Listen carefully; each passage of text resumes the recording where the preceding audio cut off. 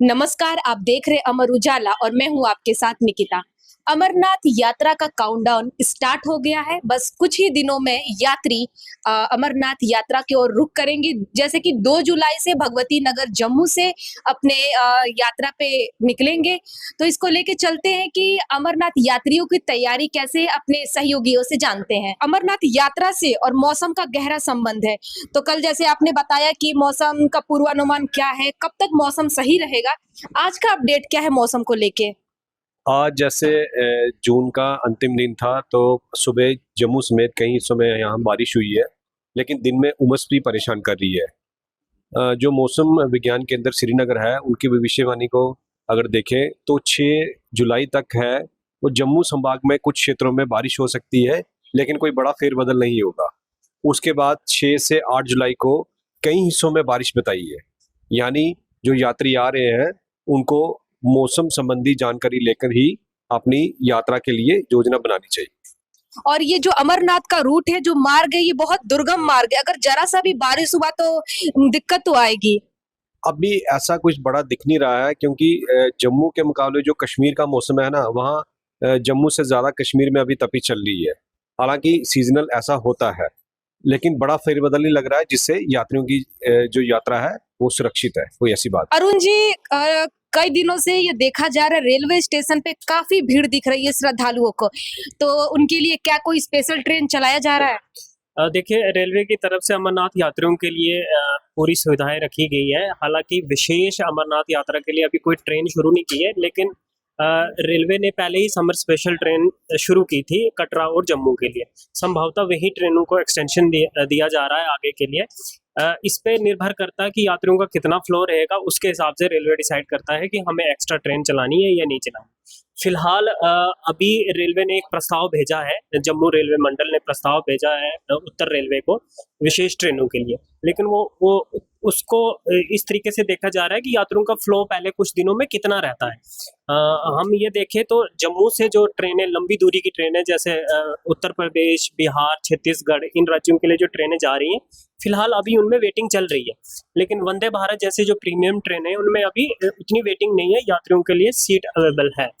तो ये आंकलन एक तो यात्रा के पहले सप्ताह में क्लियर हो जाएगा कि कितना फ्लो आ रहा है, देन उसके हिसाब से रेलवे नई ट्रेनें यहाँ के लिए अमरनाथ यात्रा के लिए स्पेशल शुरू कर सकता है।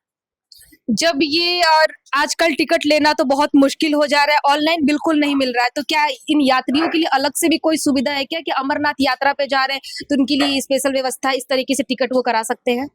ऐसी कोई स्पेशल व्यवस्था तो नहीं है, लेकिन जम्मू रेलवे स्टेशन पर इस तरह के काउंटर है। हालांकि वहाँ पे स्पेशल नहीं कह सकते कि जहाँ सिर्फ अमरनाथ यात्रियों को टिकट मिले, ऐसी व्यवस्था नहीं।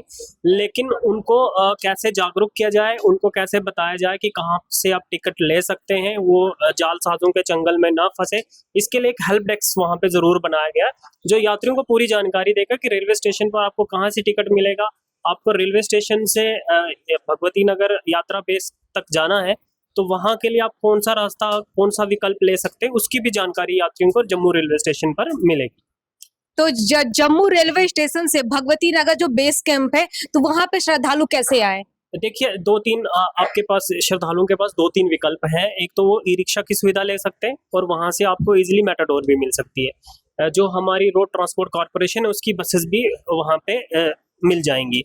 साथ में ही जो स्मार्ट सिटी की ई बसेस हैं उनकी सुविधा भी यात्रियों को मिल जाएगी। तो यात्रियों से एक ये अनुरोध है कि वो अतिरिक्त किराया ना दे, वो जो तय रेट है उसी के हिसाब से ही किराया दे, क्योंकि ये टोटल जम्मू रेलवे स्टेशन से भगवती नगर तक का सफर जो है टोटल 5 किलोमीटर में आता है।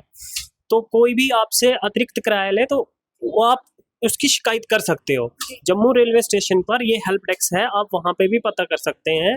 साथ में ही जो अलग अलग स्टैंड बने हुए जो बसेस मेटाडोर के स्टैंड है, वहाँ पे भी आप किसी पुलिस कर्मी से, किसी ट्रैफिक कर्मी से पूछ सकते हैं कि यहाँ से वहाँ तक जाने के लिए क्या विकल्प हो सकता है, कितना किराया हम दे सकते। तो अतिरिक्त किराया ना दे, क्योंकि आपके पास बहुत सारे विकल्प हैं भगवती नगर तक पहुँचने के। अब तो जम्मू कश्मीर में ई जो स्मार्ट सिटी की जो बसेस जैसे महिलाओं के लिए तब तो फ्री है। जी, महिलाओं के लिए फ्री है, महिलाएं इसमें सफर कर सकती हैं। हालांकि इसका स्पष्टीकरण नहीं है कि अन्य राज्यों की महिलाओं के लिए वो निःशुल्क है या नहीं है, लेकिन प्रदेश की महिलाओं के लिए वो निःशुल्क है सब। और हमारे दर्शकों को बता दीजिए, कम से श्रद्धालुओं को, कि जो बाहर से आ रहे हो, मेटाडोर किसे कहते हैं, क्योंकि बाहर के लोगों को तो नहीं पता कि मेटाडोर किसे कहते हैं। देखिए, जम्मू कश्मीर में खास करके जम्मू शहर में मेटाडोर सार्वजनिक परिवहन में सबसे बड़ा आपको एक स्पेस है वो, उसमें ये मेटाडोर कुल मिलाकर बस का एक मिनी वर्जन है जिसमें 15 से 16 लोग एक साथ बैठकर सफर कर सकते हैं। एक बार फिर हम आए अमित जी के पास और इसे जानते हैं कि जो अमरनाथ यात्रियों के लिए रजिस्ट्रेशन की व्यवस्था कहाँ है और उनको पता चल जाए कि जब जम्मू आ रहे तो वो रजिस्ट्रेशन कहाँ कराने जाए।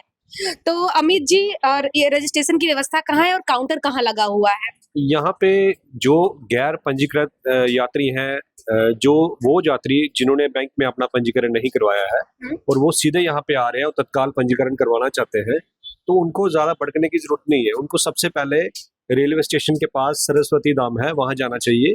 वहाँ उनको टोकन जारी होगा। जिन लोगों को टोकन जारी होगा उसी टोकन के आधार पे ही उनका दूसरे दिन तत्काल पंजीकरण होगा। जो हमारी तत्काल पंजीकरण की व्यवस्था की गई है वो रेलवे स्टेशन के पास ही वैष्णवी धाम में की गई है, पंचायत भवन में की गई है, और हमारे यहाँ श्री रेणुकेश्वर मंदिर है प्राचीन, वहाँ उनके साथ ही शालामार महाजनालय वहाँ पे की गई है।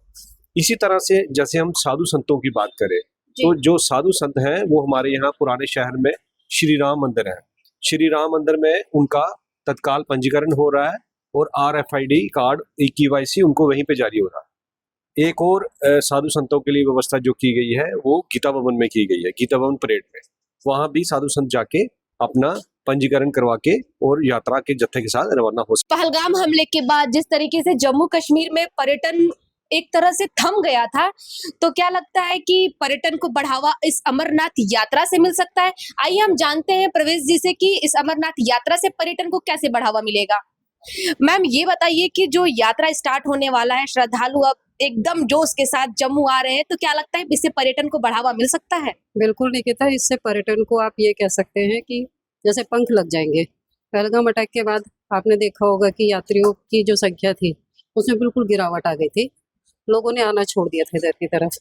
तो फोकस ये था हमारे LG साहब का भी, सरकार का भी, कि अमरनाथ यात्रा के जरिए कैसे यात्रियों को खींचा जाए पहलगाम में, क्योंकि जो यात्रा रूट है पहलगाम उसमें से एक है, तो वहाँ पे तो यात्रियों की संख्या बढ़ेगी, लेकिन ओवरऑल अगर कहें तो कश्मीर के बाकी इलाकों में लोग जाएंगे। और पर्यटन विभाग जो कोशिश कर रहा है कि कश्मीर के साथ ही जम्मू को भी जो ऊपरी इलाके हैं खासतौर पे पट्टी टॉप भद्रा उनको डेवलप करने की, तो इससे उनको भी काफी फायदा होगा। तो इस यात्रा से पूरी तरह से पर्यटन को बढ़ावा मिलने की उम्मीद है। बिल्कुल उम्मीद है निकिता, और उम्मीद ये करनी चाहिए कि पहले के जो रिकॉर्ड्स है वो भी शायद इस बार टूटे, जैसे इनकी तैयारी है। और सुबह से हमारे जो साथी हैं वो बेस कैंप में भी पहुंचे थे। जो श्रद्धालुओं को जो जमावड़ा था वो काफी था और बड़े उत्साह के साथ पहलगाम हमले के बाद भी जम्मू में आ रहे हैं और यहाँ से 2 जुलाई को रवाना करेंगे। बिल्कुल, इस बार इन्होंने इस तरह की व्यवस्थाएं की है, लगकर पूरी तरह से महीना भर हो गया है। सारे अमले इसी बैठक में लगे कि किस तरह यात्रियों को ज्यादा से ज्यादा सुविधाएं वो लोग दें ताकि उनकी यात्रा सुगम और सुरक्षित बन सके। तो वी होप कि स्टेट के लिए अमरनाथ यात्रा बहुत अच्छी होने जा रही है और टूरिस्ट के लिए भी। Okay, thank you ma'am. Gaurav, ये बताइए, पहलगाम हमले के बाद जिस तरीके से जम्मू कश्मीर में टूरिस्ट कम होने लगे, अर्थव्यवस्था यहाँ की गिरने लगी, तो क्या आपको लगता है कि अमरनाथ यात्रा से जो श्रद्धालु आएंगे जम्मू से, इससे कुछ फायदा होगा? निकिता, मैं बता दूं आपको, अमरनाथ यात्रा हर साल जम्मू की इकोनॉमी को बूस्ट करती है जी। और जैसा सरकारी आंकड़े हैं, हर साल करीब 2000 से 3000 करोड़ की फायदा जो है प्रदेश को इससे होता है और करीब 50,000 से लेकर 70,000 लोगों को डायरेक्टली और इनडायरेक्टली रोजगार मिलता है इससे। तो इस साल भी प्रदेश के जैसे हालात हैं, पिछले 2 महीनों से खास करके जैसे हालात हैं, बाहर लोगों की छवि बनी हुई है कि जम्मू अभी सेफ नहीं है जी। तो अनुमान है इस बार बड़ी संख्या में लोग आएंगे, तो उससे एक तो प्रदेश की इकोनॉमी को बूस्ट मिलेगा ही मिलेगा, साथ ही अगर सब कुछ ठीक रहा तो बाहर जाएंगे तो उनको भी जो जम्मू कश्मीर की छवि है लोगों के मन में बदलेगी कि हम लोग भी होके आए हैं, सब कुछ ठीक है। तो इकोनॉमी को बूस्ट, जैसे मैंने बताया आपको, 2000 से 3000 करोड़ मिलता ही मिलता है हर साल, तो पिछले आंकड़े तो इस साल भी मिलेगा और करीब 50,000 से ज्यादा लोगों को रोजगार मिलता है हर साल। तो इस साल भी हालात यही रहेंगे और अभी जो हालात गए उसके लिए ज्यादा ये इम्पोर्टेंट है, जैसे भी हालात रहे हैं तो लोगों को जरूर फायदा मिलेगा इससे। धन्यवाद गौरव। तो हमने जाना कि अमरनाथ यात्रा के लिए तैयारियां पूरी है। अमरनाथ यात्रा जो अभी कुछ दिनों में आरंभ होने जा रही है। श्रद्धालु पूरे जोश के साथ जम्मू के लिए आ रहे हैं और यहाँ से 2 तारीख को रवाना होंगे। ऑफलाइन रजिस्ट्रेशन की भी सुविधा शुरू हो गई है। आज टोकन की व्यवस्था की गई है, कल से वो ऑफलाइन रजिस्ट्रेशन करा सकते हैं। आगे की अपडेट के लिए अमर उजाला को देखते रहिए। धन्यवाद। अगर आप ये वीडियो YouTube पर देख रहे हैं तो हमारे चैनल को सब्सक्राइब करें और बेल आइकन को दबाना ना भूलें। अगर आप Facebook पर ये वीडियो देख रहे हैं तो हमारे पेज को लाइक करें।